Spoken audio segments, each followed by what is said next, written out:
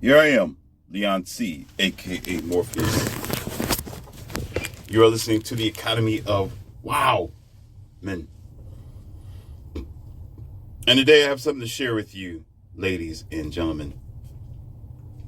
It's a very good announcement that I want to shine some light on. There was I think I told you about this story. It's somewhere in my audios somewhere. I know it is in one of the earlier audios. You just have to keep strolling backwards to see this. But I had a discussion about a dad who wanted to see their child.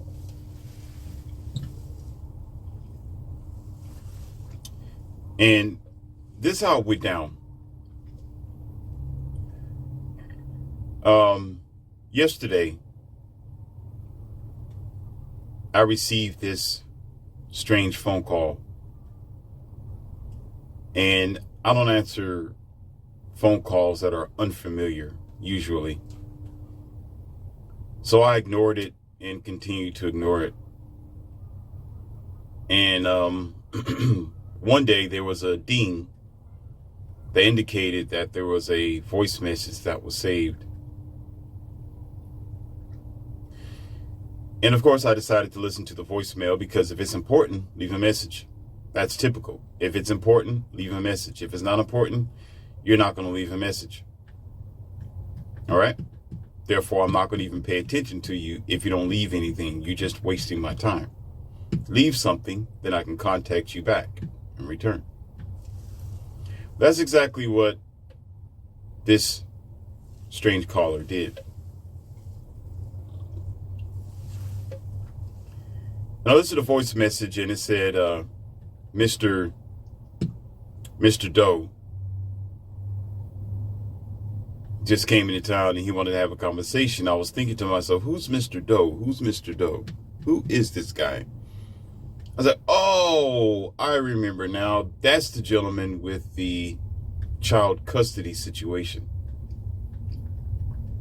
That's the guy who I had to help out of his struggles with this woman that he was with.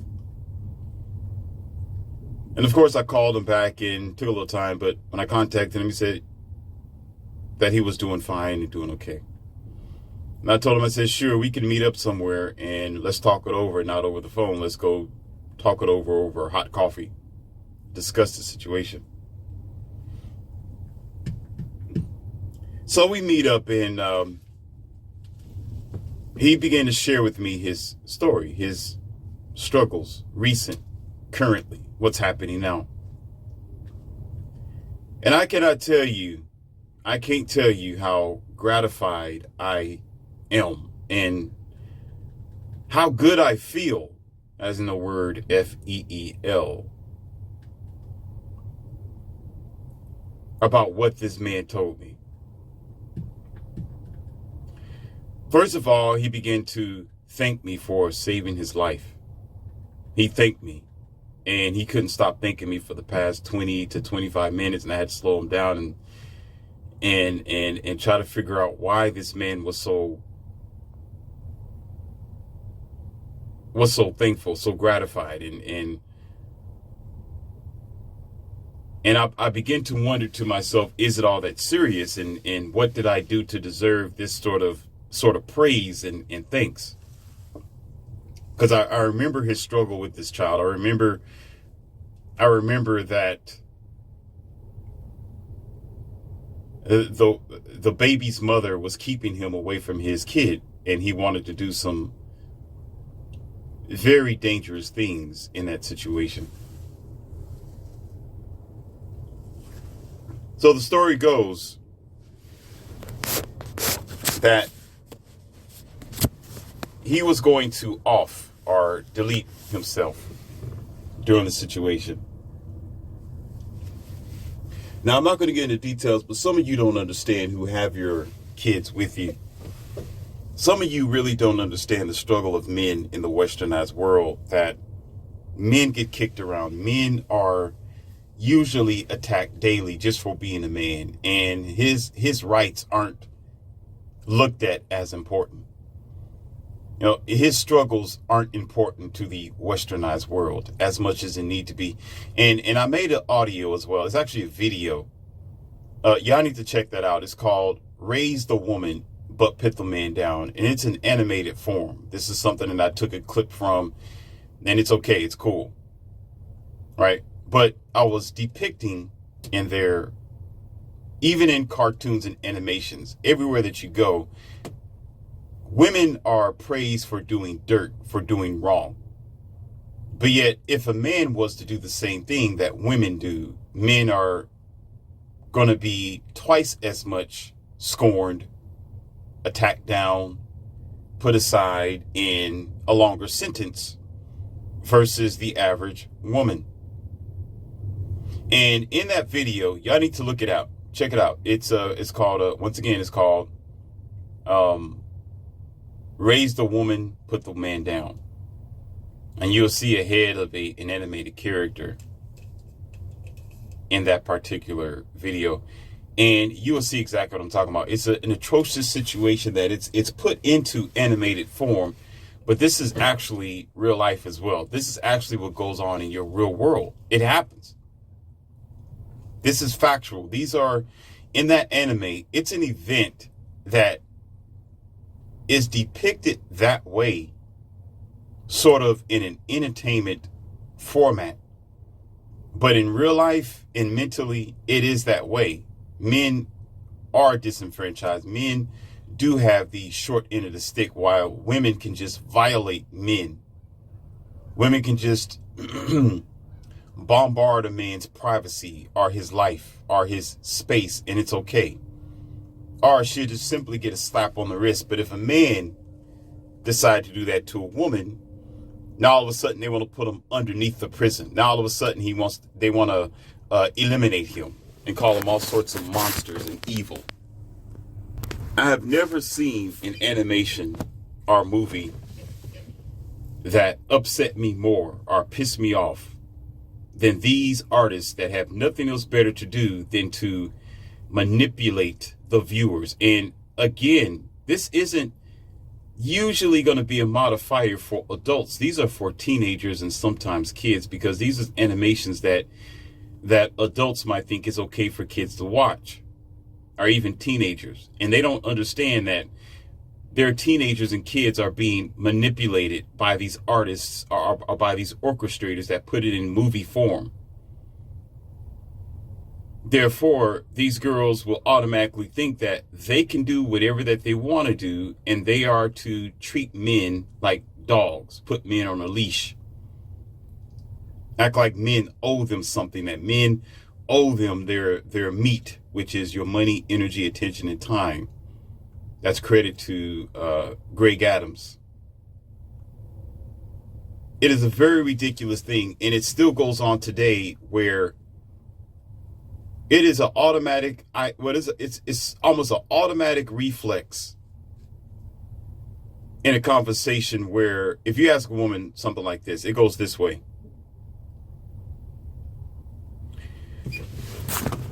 You walk up to the average common girl, you'll ask her, hey, when you and your boyfriend met each other,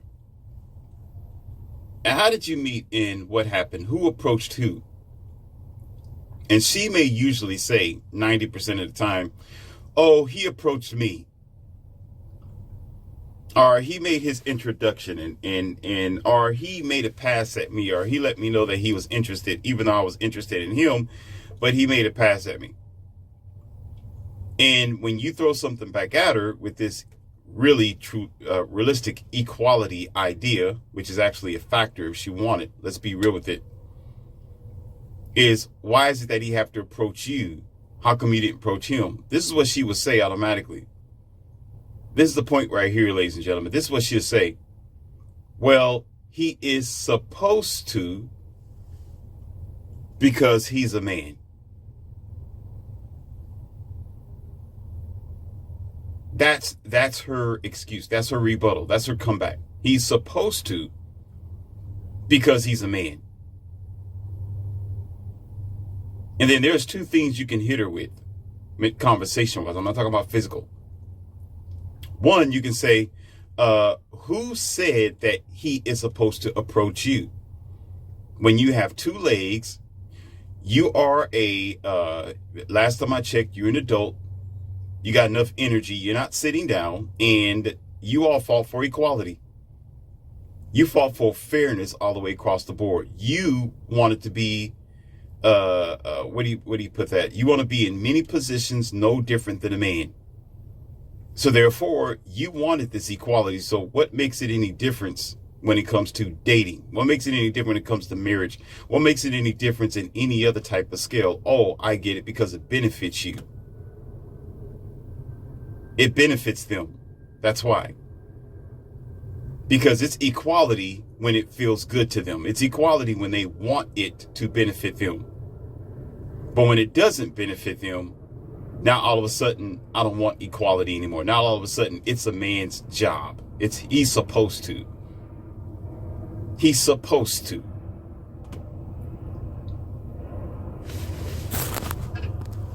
And another thing that you can get them with, or throw back at them, is, who told you? Who told you what a man is supposed to do? What are you supposed to do as a woman? What are you supposed to do as a woman who is an adult, who's no longer a child, and you fought for equality, and you fought to be in positions that men are in, and to be treated fair all the way across the board? So what are you supposed to do? You're always talking about what a man is supposed to do. What are you as a woman supposed to do? There's a good chance, I would say 80% out of 100, you're going to get crickets. Or she's going to turn away from you. Or she's going to give you a frown. Or she's going to say that you're crazy, or you're out of your mind. Or she get an attitude with you. She's not going to want to answer what she's supposed to do as a woman, but she's going to quickly tell you what he is supposed to do as a man, as if there was some type of guidebook when she was a child that everybody was born with to say what you're supposed to do in the gender that you are. It's amazing how ignorant we are. We are so ignorant where we actually think that when we were 2 years old, there was a book in front of us, a manual, that told us what we are supposed to do with from the manufacturer of how we were built, from our mother's womb, and enwrapped in our father's DNA. But yeah, you got all these dumb colleges erected around your town, your state, your cities. But yet they don't teach you common sense. But yet we're walking around with this half-hearted, half-sided mindset, and still got the nerve to call ourselves an adult. You're still a damn child in your mind. So getting back to this man's story, now that I paved the path for you of how this is going to play out. Nobody truly understood this man's struggle. He was at the apex of self-destruction. And during that time, this was back in 2008. And I wasn't always aware. I wasn't always about the red pill, but I did have a good idea of how the world worked. And I was always a leader in standing above the crowd and doing what I need to do to take people and put them in the right perspectives. So how it happened, I'm going to tell you the extreme, and then I'm going to tell you his story of why he became so gratified.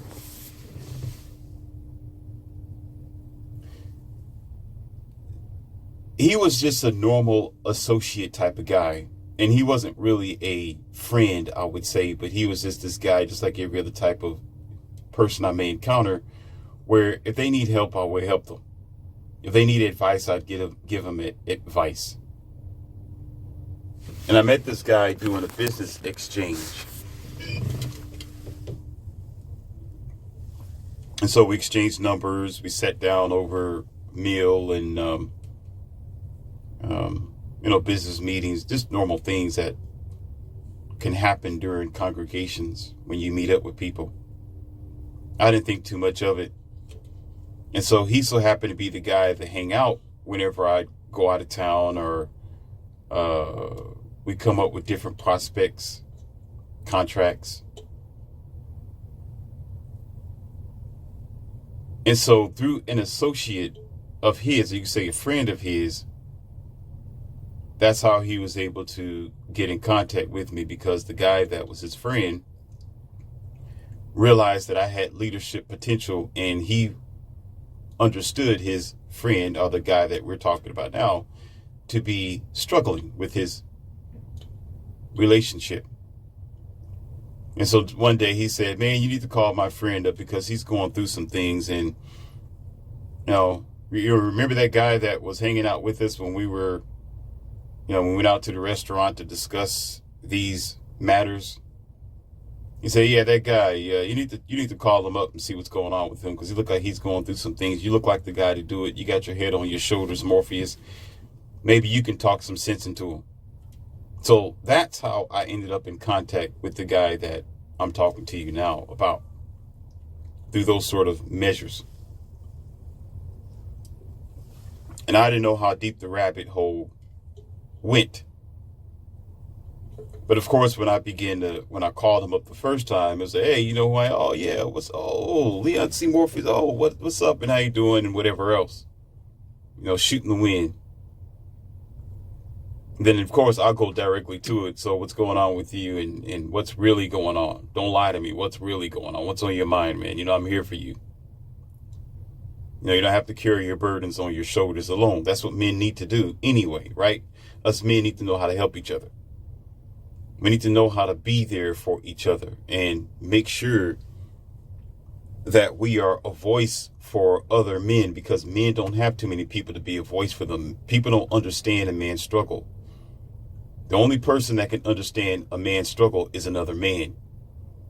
And if you are an alpha man in that particular situation, you have a better position to guide other men or help them or install some type of teaching within them to make them stronger should they fall. Again, it goes back to King Arthur. God makes us strong to help those who are weak. I'm just saying the statement.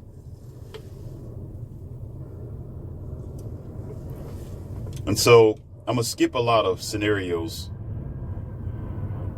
between our conversation. I'm going to go directly to what happened. So the day came where he called me, and he was on the front porch of his baby mother's house. And what this woman did to him, ladies and gentlemen, is he called as usual on the weekend and said, hey, I'm going to come and see my son. And he also had a daughter as well, but his daughter was, somewhere else. But he would go and see her as well. But with this baby mother, he was there doing what he can. And he said, I'm here to see my son. And she agreed. Actually, he called ahead of time before he showed up, because I'm messing the story up here. He called ahead of time to say he was going to see his son. He was on his way to go see him, typically like he normally does on every weekend. Okay? That's how it went down. And in return, she said, yes, your son is here waiting for you. As usual, backpack. He ate already. This is your weekend. He'll be waiting. All right? That's how it happened. So, on his way over there to see his child, he knocks on the door. Yeah, I'm here. What's up? Where is he at? So the story goes where she opens up the door and tells him to his face that his son is not there. Imagine the thought. Think about it. Think about it, ladies and gentlemen. And he says, yeah, but you told me that he was here. What type of game are we playing? And as he discussed with me that she told him that the child was over his grandmother's house, or you could say her mother's house. And during this time, this isn't the first time she's done that. This isn't his first rodeo. He had to fight to be in the position where he's at, to even get custody like that, to see him, see his child, I think it was every week or every other week. He had dealt with her before, traveling to Florida, going out of town with his child and not saying anything, and doing her best to keep him away from the child. And I'm going to tell you how that happened in just a moment. I'm making this story backwards so you can put all the pieces together. I need to give you the worst first. So he stood there and said, wait a minute. So you mean to tell me that you made me travel all the way over here and my son wasn't here, but you knew he wasn't here. You just wanted me over here for your own selfish attention, just so you can bombard me. And particularly at that time as well, she railed him. She railed him because she wanted to use his son as a card piece, as a playing card, as a meal ticket, as a gopher.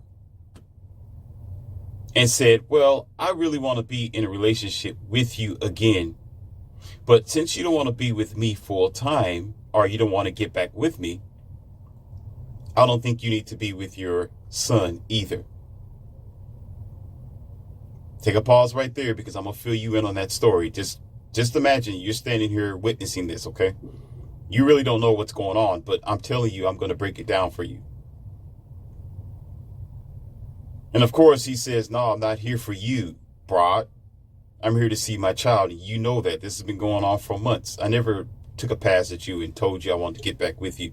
You're on something else now that has nothing to do with my child. And so as he begins to discuss further his point of view, see if I can remember what he said. So she said, okay, fine. But I tell you what, you just come back later, probably next week or something like that. Then you'll be able to see your son until you get your act together. And waves her hand at him and pretty much closed the door in his face. Because she can do that. Because the westernized world says she can do that. Because the judges usually love giving these unfit mothers the opportunity to have full custody over children just because she's a woman. Don't take my word for it. Go through the court system. I understand how the westernized world works. I'm only telling you facts here. This have nothing to do with me as your professor in this Academy of Wildman. I'm telling you what happens. So you can get mad all you want to, get in your feelings all you want to. You can spew whatever dogma and ignorant jargon and text messages, whatever you want to do down there in the comment box. It don't add up. It won't add up to common sense. I didn't say it's coming from me. This is what happens in your country, in the westernized world. This is what happens. If somebody says, hey, the light turns, red to, from green to yellow to red, that's what happens. That's not an opinion. It's what happens. It is what happens. And so at this point, ladies and gentlemen, this is when he gives me a phone call because he's getting ready to do something crazy, right? He just purchased his firearm he purchased it way ahead of time, but he just got it like a week ago. And it wasn't for her. No, it's just self-defense, right? He wasn't that type of person. And he wasn't going to use it at all. So that's not what his intentions was when he went over there. He just always kept it in his car. And so when he picks the phone up, I can hear the tears in this man's voice and the pain that he was going through. I felt his pain over the phone because he didn't want to be in the situation that he was in. So he's like, man, you need to get over here right now, man. This woman, that's it, man. I had it, man. I'm about to go in there and I'm about to finish this woman right now, man. This girl's, she's out of place, man. She got me effed up. I'm about to listen. That's it, man. Morpheus, you better do something about this because I'm about to pop off, man. I'm about to pop off. And I can hear the tears in his face. I can just hear the pain coming from this man because he's not a violent man. And most men aren't really violent, really, realistically. I mean, they can commit violence. They're not really violent. Men are usually logical, and when you have a conversation with them, they can pretty much calculate what you're saying if you know how to say it the right way without, offending them or trying to attack them in any way. This man was hurt and he was tired of dealing with the situation. And we're going to go deeper into that story. But for right now, let's just understand how this transpired. And so he's just yelling now. He's getting a little louder. Saying, man, I need your backup, man. This is out of whack, man. I'm tired of dealing with this, man. I had enough of this. And he goes over and over and over again. Man, you need to get over here because I'm about to walk up in the steps and I'm about to finish this girl, man. And I say, okay, I'll be there. And I rushed to get my shoes on and my coat and jacket and everything. And, I remember I was just eating toast in the morning too, because this is a weekend, ladies and gentlemen. He's going to pick his child up. He's not going to wait till 12 o'clock to pick his child up because he wants to spend the entire day or 2 days with his child.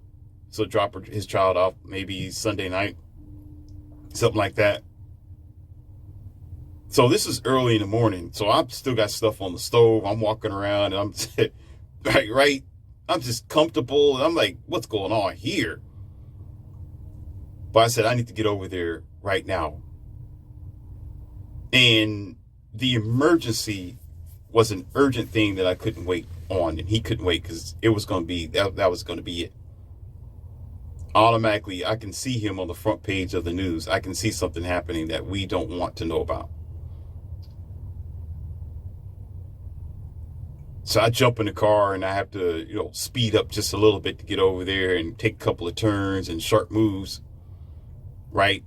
Evasive, passive, seldomly moving here and there. And I get over there.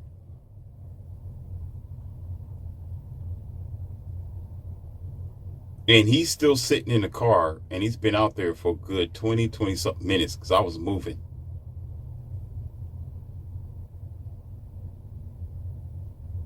And I walk up to the driver door because I know what his car looked like. And his head is bent over, right? And I see the firearm in his hands. And the door was unlocked. So I'm thinking cautiously here. And you got to think fast. I got training for this, so I can do it. I wouldn't recommend none of you to do this. This is not what I'm condoning. I got training. Okay, I'm certified for this stuff. So I know exactly what's going to happen. If I don't, what I do, click of a second, what's going to happen over here. But if this occurs, so I'm aware of every single thing. I can stand there and I know if something's standing behind me, maybe at a few meters. I'm not trying to boast myself up. I'm telling you not to do this. Just take in the scenario of the story here so that way you can understand what's happening.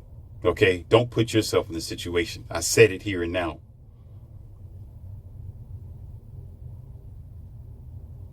And I see the tear rolling down his face while he had the firearm in his hands.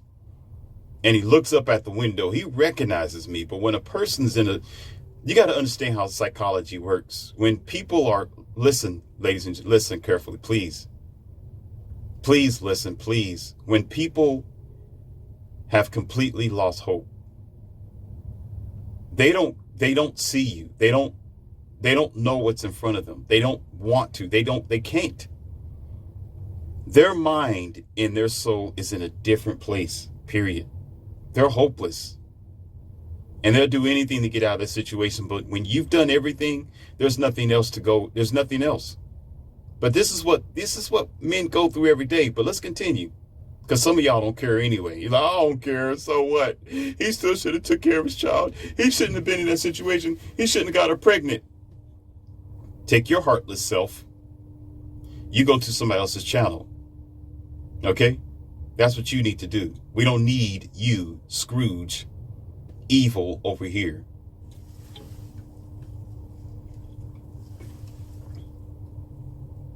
So he's looking up at me and this tear rolls down his face. And I'm surprised that the girl didn't know that he was out there in the car. But if she did, she probably really didn't give two rats tails because She caused this to happen to begin with. And there are plenty of situations where women often will see a man suffer, especially her ex-boyfriend or husband. They want that. They don't care. Even if it puts their life in jeopardy, sometimes they don't know that they're in jeopardy. They don't know that they're bringing heat their way. And here's another flip side of the story. When they do cause something to happen and heat comes their way, everybody acts stupid and think that she's innocent. She'll cause a man to stop by her house and do the unthinkable. She would cause a great situation. She will cause these things to happen to herself. She will, ladies. She will. Yes, she will. And when it all happens, now all of a sudden, when she's on the news, everybody calls her an angel. Oh, this mother of 3, this mother of 2, she was so kind and nice. She was of the community. She used to donate to the trust fund of, but they would never talk about how she escalated the situation. She strung the strings in her direction on purpose, trying to hurt men or a man, but it backfired on her. And now she's missing. And then you see her on missing persons for like, half a year or 6 months. And they'll find her outside Nevada desert somewhere in a suitcase. And all of a sudden, oh, he's a monster. But she jumped into the fire trying to do things by manipulation. Ladies, stop manipulating men. Stop. Stop trying to manipulate men. Men aren't that stupid anymore. And oftentimes when women try to manipulate men and modify them, oh, I'm going to change him. He's been in prison for 12 years for doing this. And I just love him because he's so aggressive. But you know what? I can change him. You know, he got 5 different kids in 5 different cities. And he's not trying to be a father to none of them. But you know what? I can change him. I want to be the 6th mother. I can change him.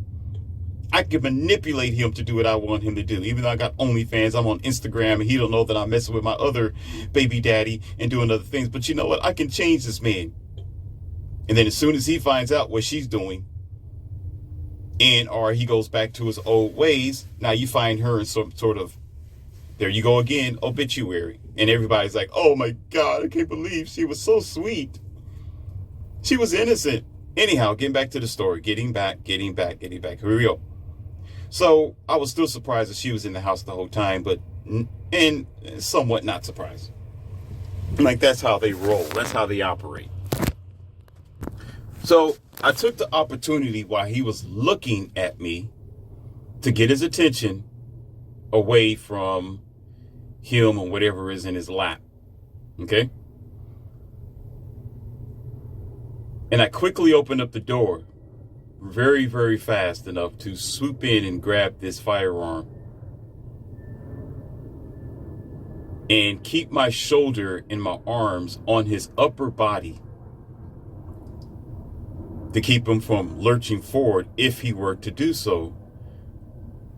But it was a very unique situation because he didn't try to resist, which is okay. It's good. It's rare. But he understood that I'm not his enemy. That's number 1, which is a good thing. I'm not a stranger, which is number 2. And his eyes did not register everything going on outside the car, but it still registered that he said, okay, this is Leon C. Morpheus here. He's not a stranger with the badge on. So he's not a threat. So, of course, I grab the firearm and I just take the bullets off of it and I put it in my pocket. I took the bullets and put it in my right pocket afterwards and still looking at him, waiting for him to jump. I said, let's go now. Let's go right now. So I grabbed the keys out of the ignition, grabbed him, slammed the car door, said, we're leaving right now. Let's go. I don't want to hear it. And I still see him sobbing. So I was like, man, but yo, she's playing, man. That's my kids, man. That's my kid. That's my kid, man. She can't be doing it. I said, let's go. I don't want to hear it. I don't give a about what you got to say. You're going to be fighting me next. I'm your wall right now. You're going to go. Don't worry about your car. I locked the door. Don't worry about it. Let's go. Shut your mouth and let's move. So I go ahead and open the passenger door of my car, slam him in there. Said, we going, shut your mouth. And he's still lurching and looking at the same time with tears in his eyes. I said, shut up. Shut up. You ain't got nothing to say to me. Don't say nothing. Because at this point, I'm serious. At this point, I'm seeing that he's getting ready to do time. At this point, I'm seeing the end of life right here. And most of you understand and you know what I think about life as it is. I'm zero tolerance. You ain't never seen a monster until you're in that situation. Okay, I'm gonna take the driver's seat, and it's not gonna be it. Listen. Anyhow, so I went ahead and just pull on out, and I'm driving. Man, where we going, man? Where we going? I said, man, I said, shut up. Don't you say another damn word. Don't say nothing. We ain't got nothing to say. You hush your mouth. We going somewhere, and you gonna be there. Don't worry about it. So I drive a little longer, and I purposely drive for like 30 to 35 minutes just to calm him down. Now I notice that he's just looking out of the passenger side window. This guy's not a beta. No, he was hurt, ladies and gentlemen. Y'all don't understand. When you have no expectations, you don't have no expectations. You're broken.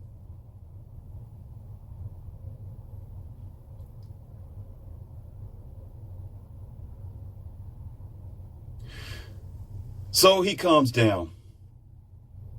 And I drive us to a park area where there was a long lake. It was like a fishing area. They had some camp chairs. They had some benches and things like that out there. I knew exactly what I was doing. And he's still in the passenger seat. I said, let's go. Open up the passenger door. Let's go. And we get out there and get close to the water as close as possible. And I said, sit down. This is where, sit down. There's something I need to tell you. And he's reluctant, right? He sits down.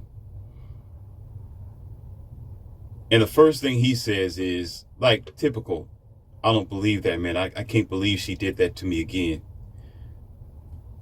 I told her that was the last time. I can't believe she did that.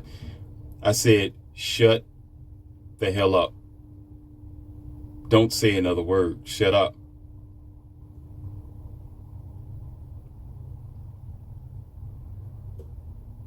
And he turns to look at me, man, I won't give me my peace back, man. I said, you're not going to get it back right now. I said, shut up and let me talk. Or you never see it again, ever. Or you never see her again. Or you never see your son again. Hush your mouth.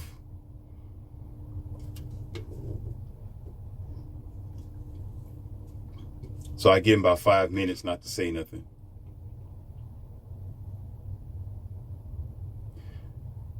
And I thought about this movie that I enjoyed. It was Conan the Barbarian. Because I was thinking about all the great things that I can tell him, but there's no time for it. We don't have forever. I can't train this man here and now. And I thought about what Conan's father told him when he took Conan to this mountain area, and he pulled out this blade and he put it in front of Conan's face when Conan was a child. This is a movie, and Conan was played by Arnold Schwarzenegger, by the way. And he said, who is Crumb? Do you know who Crumb is? And Conan was like, I don't know. Who's Crumb? Crumb is the creator of all things. He said, Crumb made metal and steel, son. He said, people you can't trust, but steel you can trust, son. And he looked at his son, and his son was looking at Conan. That is, Conan was looking at the sword. So in this situation, I thought of being clever just like that. So I said, you have a life to live. What you just witnessed, let it go for right now. As hard as it seems. And when you let it go, it's going to come back to you one way or the other. And when it comes back to you, you're going to have a clearer mind. In this world that we live in, sir, men are always kicked around and never appreciated. You're not the only one who's been through this. You're not the only one. This is what a lot of women do. Not everyone, not all the women, but a lot of women do this because it's all about them. It's not about you or the child. They use these kids for tools, Mr. So-and-so.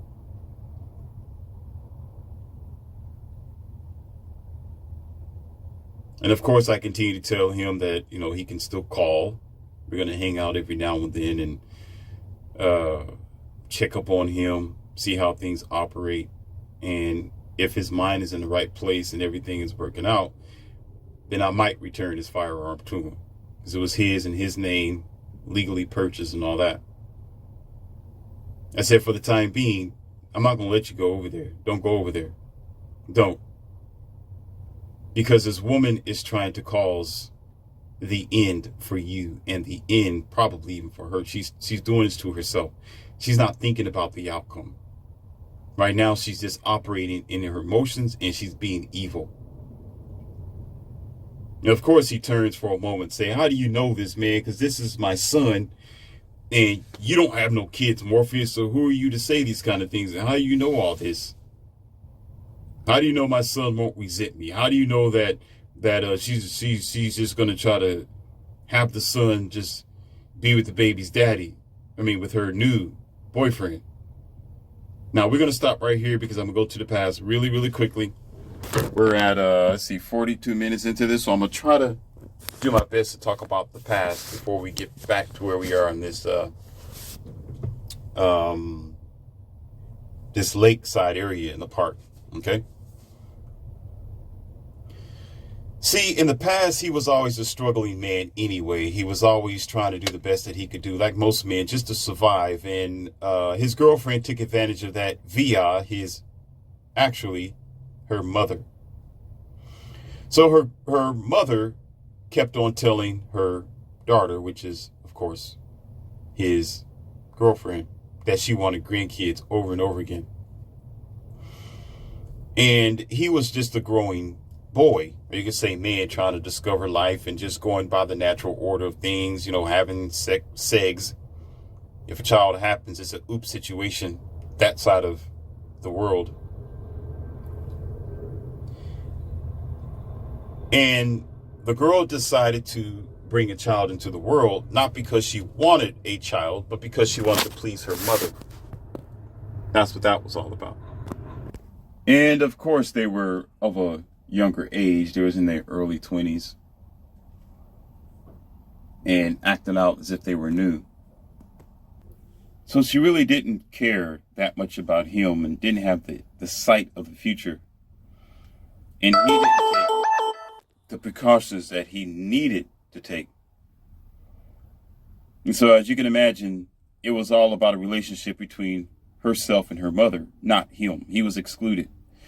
He was just a donor for the child in whom she always gave his son to. That's how the situation transpired, to her saying that her mother had her son, because that's what she typically did. She would send the child over her mom's house because she in her mind thought it was better to please her mother than to please her boyfriend. So if her mother wanted to see her grandchild, no matter what situation it was, even if it was his weekend, regardless of how he thought nor felt about the situation, she would always send the child over there first. This guy has been to court with her before several times. And several times he fought for actually full custody of his child. And tried to go through negotiations and mediations and things like that.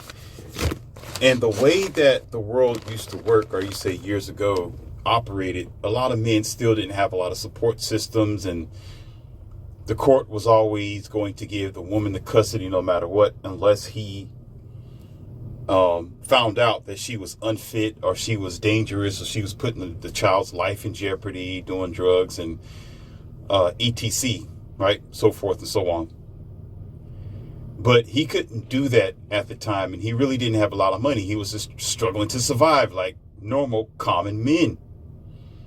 That's how he was taken advantage of. Therefore, us today, we can't judge this man and say, well, he should have been more careful, and he just made really bad decisions, and maybe he should have got an attorney or a lawyer and did this and that. Well, you don't understand oftentimes that everybody's not that fortunate. A lot of men don't have that opportunity, and they're young, and they're raised up with single mothers or blue pill dumb dads who don't even understand the struggle of the new world today.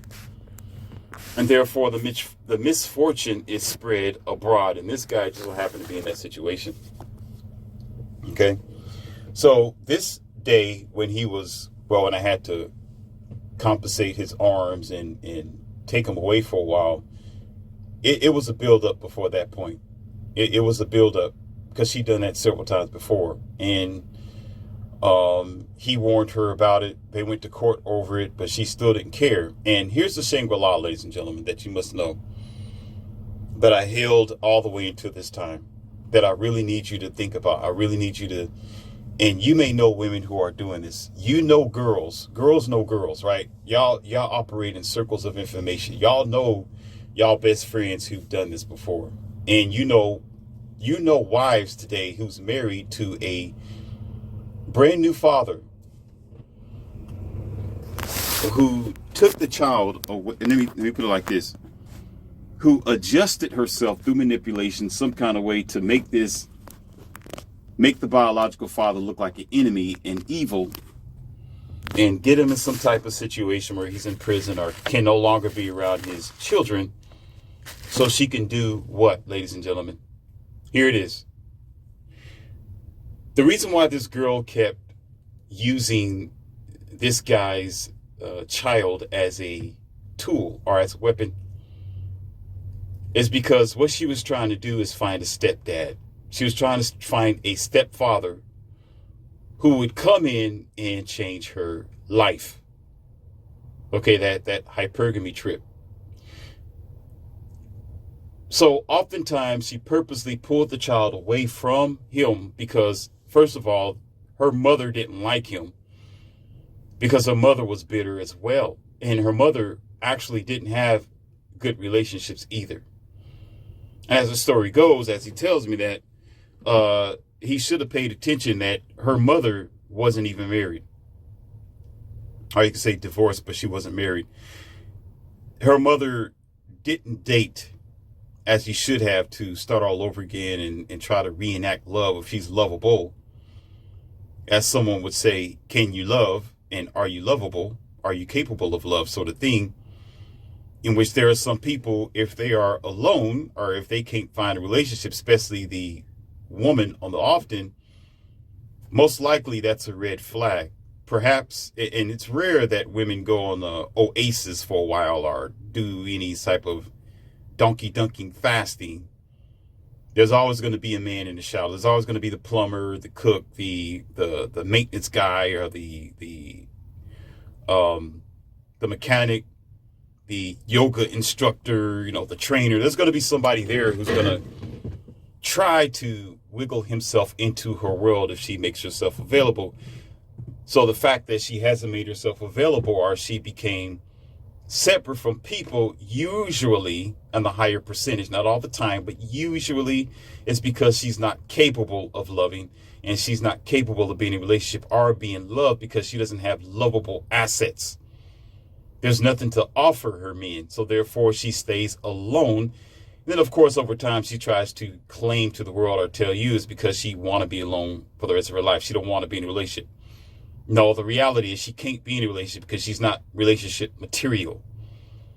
All she can be is some back alley donkey dunk, and that's it. There's nothing else to qualify for because she can't qualify. She's unqualified. That's the facts.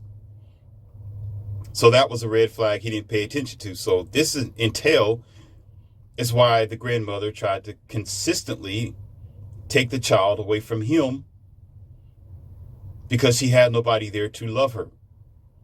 So the only maternal feeling that she can get, the only kindness that she can receive is from this innocent child that don't even belong to her, as a Ursula, or some people say the evil Medusa. So she purposely orchestrated her daughter to destroy her relationship, to pull the child away. So she was behind that, and the daughter as well, because what she did as well is concoct the daughter to try to be with someone else the whole time. She kept whispering in her daughter's ear that this guy wasn't good enough, he wasn't making enough money. Ding, ding, ding, ding, ding. Survey says, does the light bulb come off? Is it coming on? Is anybody paying attention here? Hello? Is anybody paying attention here? So the mother kept telling this girl, hey, he's a bum. He's not driving a Rolls Royce. He's not making 6 figures a year. How is he going to be able to provide for you and this child? You need to dump him. Get rid of him. Your child deserves a better father. Oh, shoot. Ladies and gentlemen, somebody hear me out here. Somebody, please. Is somebody listening out here? Does somebody have Morpheus's back on this one? Listen here. Listen. Somebody have my back. Put a 1 down there. Give me some 1s if you have my back on this one. If you understand me, give me some 1s. Listen. She was trying to dog this man out and threw him through the mud and say, there are better men out there. There are taller men. There are men. Look at this man over here. He got a shirt and tie on. Look like he's an executive. And look at this guy over here. Look at that. Look what he's doing for his woman. They're in a big house over there. Oh, look at the car that she's driving. You need to be with a guy like that. So just get rid of the boyfriend that you with, or in this case, the baby's daddy. You can always find you another one, baby girl. There's always going to be a man who's going to step up to the plate and take care of your son that you made biologically between you and that other guy. There are going to be plenty of step-in betas, white knight betas, who's going to provide for you and do better for you than this guy. Yes, ladies and gentlemen, that was the whole situation up until this point. Up until this point where he had enough. And going to the court systems didn't help. They don't care about your feelings. Oh, the mother's trying to take the child away from us through her daughters trying to intervene. And the court's like, well, we'll deal with this in a civil case. Do you got the money? Come back with the lawyer or an attorney, and we'll deal with this differently. This man didn't have time for it. He was out on the streets trying to survive. You were too busy trying to put a roof over his own head and trying to feed himself, other than trying to go over there and continuously fighting. And on top of that, ladies and gentlemen, the child support start coming in. The child support was a devilish debauchery. And if he could not pay his child support, you know what happens. He's going to end up behind bars with chains on his wrist. Then he really can't pay anything but time. Then when he get out, he still has to pay child support. A very evil system based on what these girls are doing, and because they can through the manipulation of their mothers. Lord, have mercy. Is someone listening? Yes. How could this man not flip off? He's barely able to survive on his own, yet doing the best that he could do. Of course, he had clothes on. He had a car sitting there. So it's not like he was very struggling, but it was enough strain and stress on him as it is. Then it's being forced to pay child support against his own will. which took more money from him when he needed that money to survive. Then he got to wrestle with his girlfriend that don't even want to give him. Listen, this is terrible to say. This makes me sick to even say. His own, listen, the girl keeping him away from his own child that he's paying for and he is spending time with. But yet she gets away with this scot-free. But that's okay, because here comes Morpheus. It's all right, because there I was. There I was right there before him. There I was at his time of need. And so all this buildup that I just discussed, him struggling with not only his baby mother, but his baby mother's mother. I've rarely heard a case where it's the baby mother and the father of the baby. That's a different story. He'll at least try to talk some common sense to his daughter and say, hey, let that man see his son. But no, when there's the mother involved, when it's the mother and the mother's mother, oh, forget it. Forget it. You're definitely getting ready to fight the devil now. Not saying that they're the devil. You're fighting the devil, as in the devil potential and spirit and energy going on. Yes, because it does absorb your energy, your life source. And so, in this particular point, getting back to us sitting on the lakeside with the river and park and all that, sitting in the grass. After having a good conversation with him, at least lasted for like an hour and a half, trying to calm this man down and get things in order, because I was thinking about taking it to the next level, but I didn't have to. But I had all the information I could to fix the situation should it became worse, but it wasn't, because we're men. We handle our own problems. Okay? Unless it escalates, we can deal with this, or should, as adults. And so, of course, we get up and I give him a hug, like that manly hug. You put your hand behind their back, give them a clap, and I say, listen, man, I don't care what time of day it is. You call me and I'm going to check up on you. We're going to hang out. I'm going to help you through this situation, and I want you to keep it moving. Don't come back over here for a while. Okay? Until there's actually don't even listen. If you can, pick the child up somewhere else.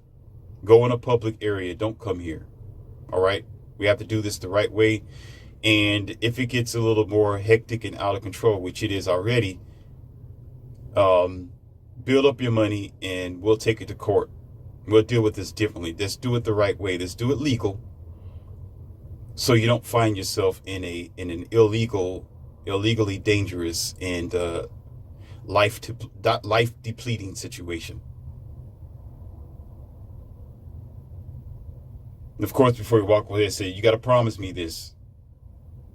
You got to promise me this, brother. Bro, listen, you got to promise me that. I got your back. Don't worry about this. Even if you need to holler at somebody, holler at me. You need to vent, let's go to the gym. I got a dojo that I go to every now and then. All right? We can go flip around and kick the air through there and vent your anger. When I know everything is right, don't worry about your arms. I'll give it back later when I see and I know that everything is okay. Till then, forget about it. I got your back. If you need me to defend you, I'll be here. And so, of course, the end of the story, I'm driving back over to where his car is, and I'm watching and making sure he gets in his car.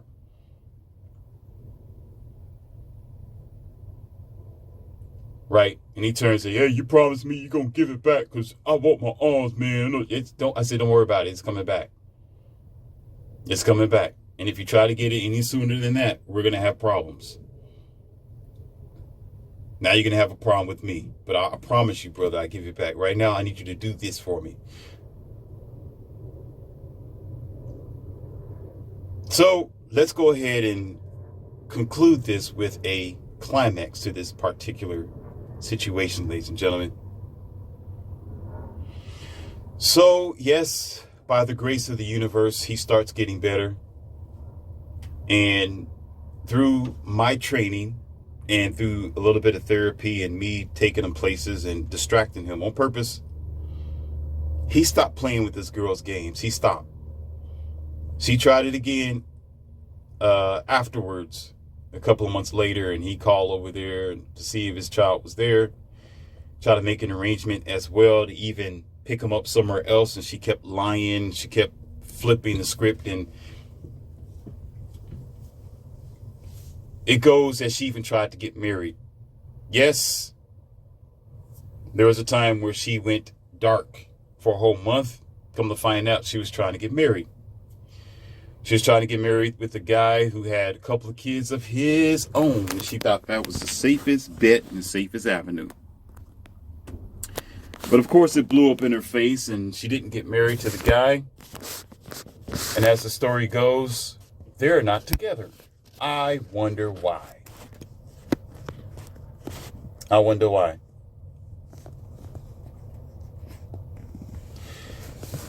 Now, let me talk about what this guy shared with me through coffee yesterday. Why he thanked me so much. Ladies and gentlemen, and yes, after 3-4 months, I gave him his arms back. So he never used it. That thing stayed wherever it was. He was calm, collected. Everything was cool. Nothing became dangerous. So I put the fire out. That's what I say, y'all take it a different way. Don't do what I did. Don't. Because you may not have the mind for it, the build, the potential, the idea, mindset, training, and all that. Just leave it up to the authorities. But sometimes you can intervene, but that's a sticky situation because a lot of us, we're just stupid. We get emotional. We want to take sides, and we want to extend the altercations. You know, we don't know what we're doing. Plus, a lot of us, we're not alphas. You know, not everybody's alpha. Not everybody has this leadership or potential. So it can be a very tough situation. But if you can, that's different if you're in that type of field and you're psychologically correct and you have your head on the right shoulder and you know when and when not to get the authorities involved, because that can take it to the next level and everything becomes a tornado. Okay? But we're sitting down at the coffee shop, right? Because we meet up. And he says he bends over. Now he has this gray suit on, right? And glasses. And he cut his hair because he used to have dreadlocks. So he cut his hair now. I'm like, God, this dude changed. And he gives me a strong, manly handshake. And he said, man, guess what, bro? And I'm looking at him. This is a totally different guy here. Like, what kind of monster did I make?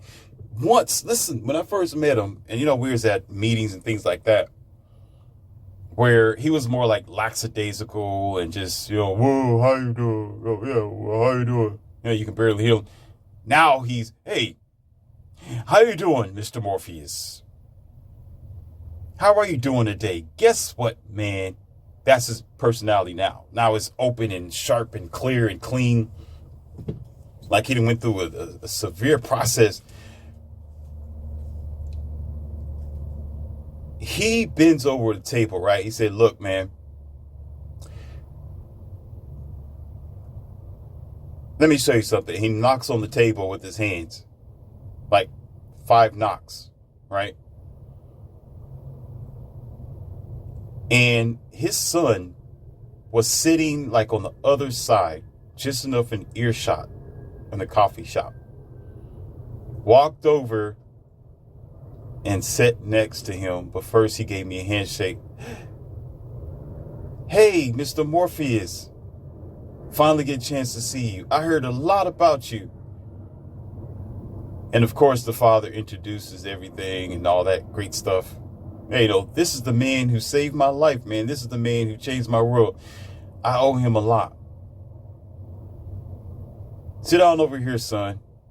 And his father turns to look at him and said, look at him. Look at him, man. Look just like me, don't he? I'm like, wow, yeah, whoa. I'm blown away at this point. And I had to ask, I said, what happened? He said, that's why you're here. What I want to tell you, this is why you saved my life, bro. I wouldn't be here if it wasn't for you. Guess what just happened a while back? I said, share it with me. I said, I got an anonymous mail in the mail, anonymous letter in the mail stating that I had a court date according to the custody of my son, right? I said, check this out. So when I get to the court date, when I get there to the court, right? Come to find out, his baby mama was found to have violations, and she was drug abusing for quite some time. And that was a little bit after what happened in that situation that, you said when I was in the car and you came and helped me, you pulled me out of the situation. He said, yeah, man, they found her to be unfit, and she was busted with a little bit of dope on her, and she was abusing it herself, and she started becoming violent, not with other people, but she started to become violent with her own mother. I leaned back in the chair. I said, you kidding me? You gotta be kidding me. Now, I'm surprised, but I'm halfway not surprised because of the type of girl she is and her mother being bitter and trying to control her daughter, right? It's bound to happen, and it happens. Now, today, with my experience with teaching and dealing with families and having conversations with women, and most of them tell me about their relationships with their mother, and their mothers are holding them back and becoming a very hostile relationship. Now I can actually clearly understand how that happened in this man's life and his story. Because it happens all the time, especially when the daughter finds out that her mother is controlling and destroying her relationships in her life. Her mother ruined her baby daddy possibilities, or having a possibility of a family and relationship. And that's what happened here. And with, of course, her having her drug issue and her drug cases. And so he continues to say, they found her to be unfit and destructive and dangerous for my son. And they asked me if I had a place to stay where my son can live at, and do I have food in the house, and what hours did I work, and do I work? And when I checked off all the boxes, guess what, bro? And he slaps the table, right? And he leans back, right? And he kneels on he's leaning on his left shoulder. He said, guess what, bro? That's why my son is sitting here right now. Man, and he leaned over here. He said, man, if I tripped up that day, I would not be able to see this, bro. He said, I did not know that this was going to happen. Man, he started beginning to talk about he thanked God, but I guess for the sake of this conversation, it was okay because, well, you can believe in what you want to believe, and I'm not going to judge you, and there's not going to be an argument. There's time and place for everything. But he began to say, he said, man, thank God for you. Thank God for you. If it wasn't for you, man, I swear to God, if it wasn't for you, man, there's no telling what would have happened to me, but I wasn't able to see this. I got my son back, man. He's living with me. I got me a decent job. Man, I'm straight. I'm straight, man, and I appreciate that. You didn't even have to do that, man, but you're real. You're a real one, Leon C. Morphus. You're a real one. I just needed you to see this, man. I needed you to see this. Just keep being you, bro. Now, mind you, I'm speechless. I'm shocked. Not to say I don't know that I affect people like that, but to see it in your face,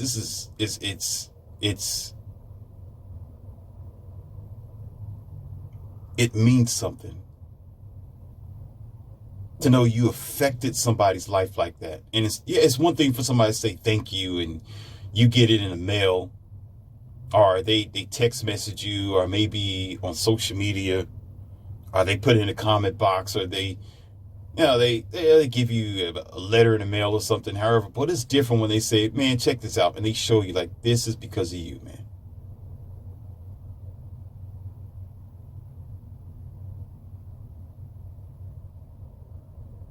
Amazing stuff.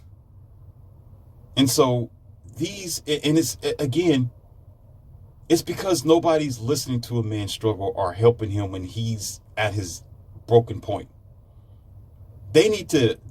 People need to come together. Men need to understand what another man is going through and not quickly judge them, because I hear it a lot, and we need to stop.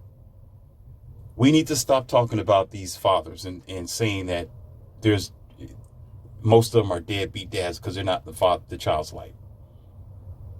Oftentimes you hear that story only from the woman. You're only hearing it one-sided. It never works like that in court. It never works like that. Hearing one side of it, you don't hear one side and say it's gonna be valid.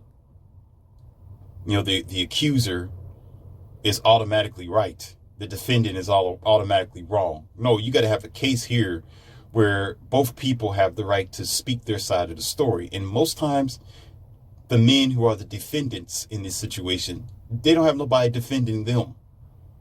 And they're always considered as guilty. It's almost like saying, well, you're in the courtroom here today, so that makes you automatically wrong because you're in the courtroom. No, you're in the courtroom to defend yourself and deal with the situation. You're battling, you're fighting a case. But in the westernized world, too many men don't have that behind them.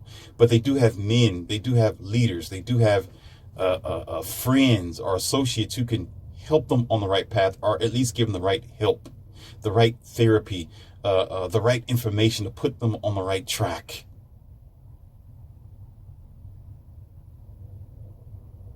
So I can receive hate mail all I want to as a man. People may be disgusted of when I talk about religion and relationships and life and health. All you want to. You can talk all that BS until your face turn blue and you're no longer here. It won't matter. I've saved someone's life and still saving people's lives with little bitty pieces of information, and even in my personal life, as I've just explained to you. And that talk that it is what it is exactly what it is. But too much evil is being praised. Too many, I'm not going to say women as a whole, but a woman's mindset that we have in this environment, where it's all about emotions and how you feel about a thing. How you feel about a thing doesn't make it true. It doesn't make it so. It's just your feelings. What matters is what is and what is not. And men are getting kicked down too often and ostracized, and he should always be in the child's life and there is no excuse. I heard another man say that. Beta. He said, well, if you're a man, you have no excuse. There's all kind of resources and chances and opportunity. You should be in your child's life. You don't know what this man is going through. You don't know what type of problem this man is going through. You don't know how he was raised. You don't understand his struggle. You don't. And oftentimes you can't when you have the opportunity. You maybe have came across a girl or a woman who's your baby's mother who kept the door open for you, who didn't ostracize you from your child. But there's plenty of men who women have done that. Not only did they ostracize these men from their child, they lied to the child and said that their daddy hated them or didn't love them. They lied to their child and tried to tell them that their father never came around, was never available, never tried to spend time with them. But all the while, the father did. The father was possibly there. But the mother just didn't want them to see that and didn't allow it to happen. And some of you Christians, and you want to be Christians, ought to be ashamed of yourselves, because you believe in the so-called gospel or gossip. And it clearly states that thou shalt not judge.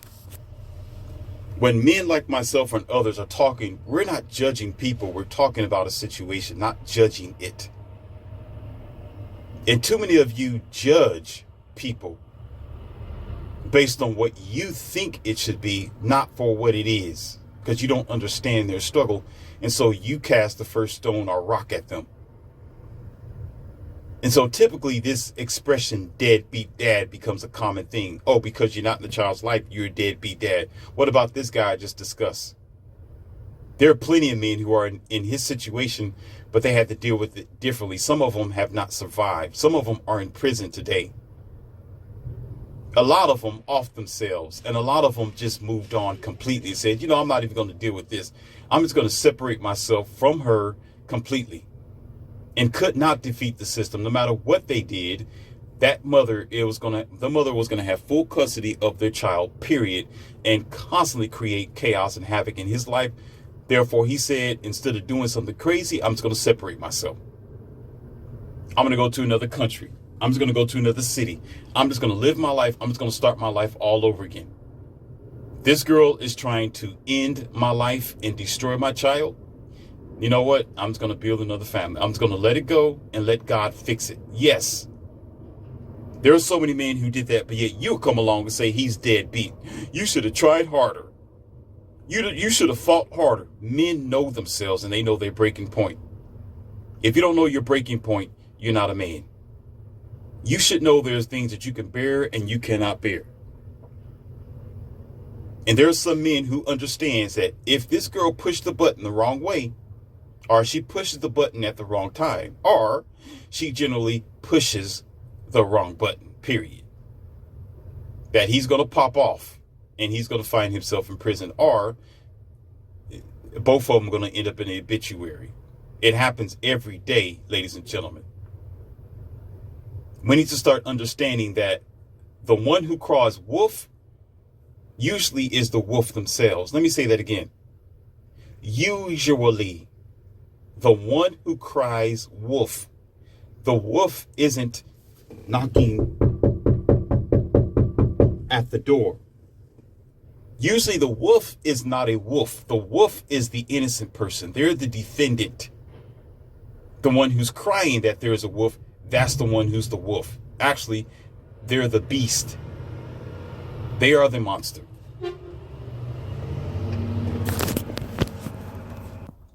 Why am I saying all this?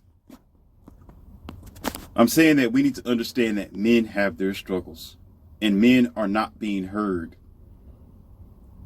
They go through these things and we simply just don't care. And not only is it from other people in the country, it is usually from men themselves.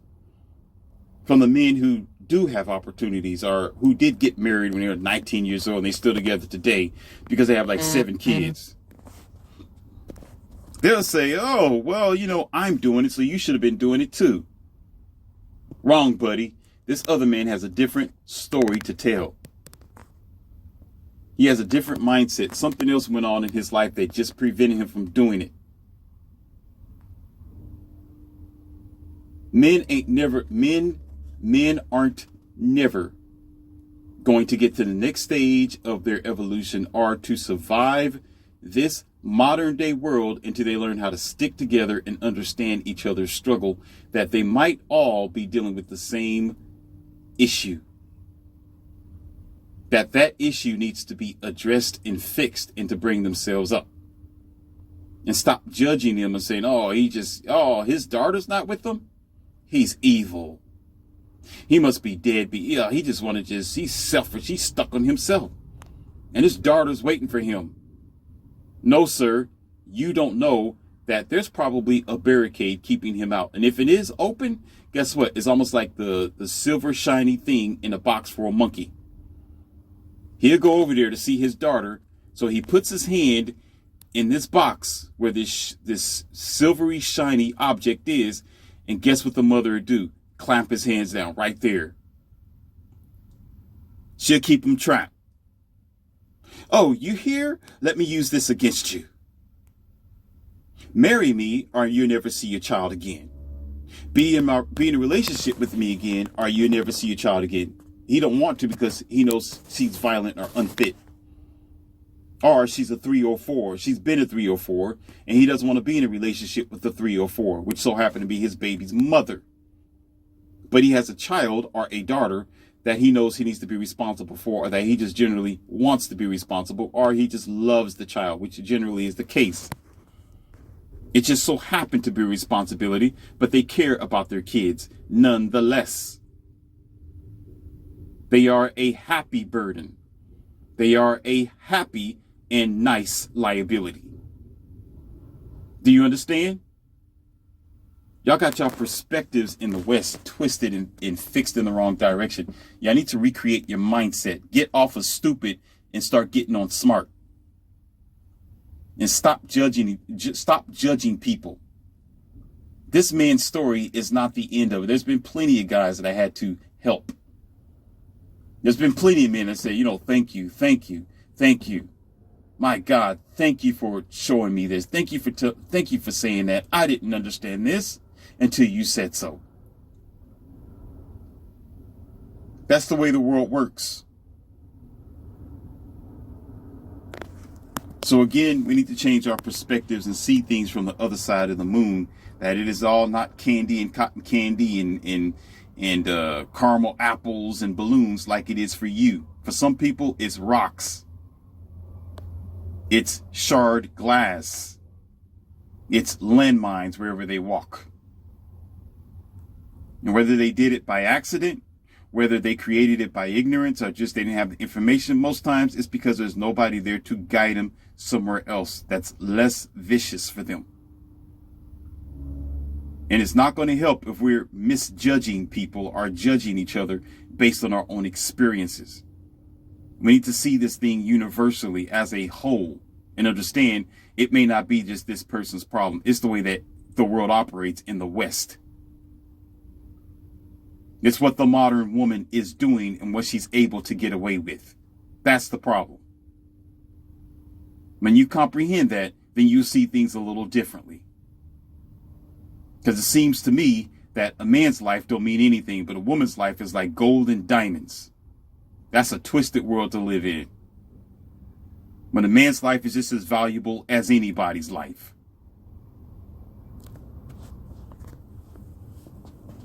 So there you go. A bitter yet very sweet story to share with you. And I think that will benefit you and open up your mind and give you something to think about.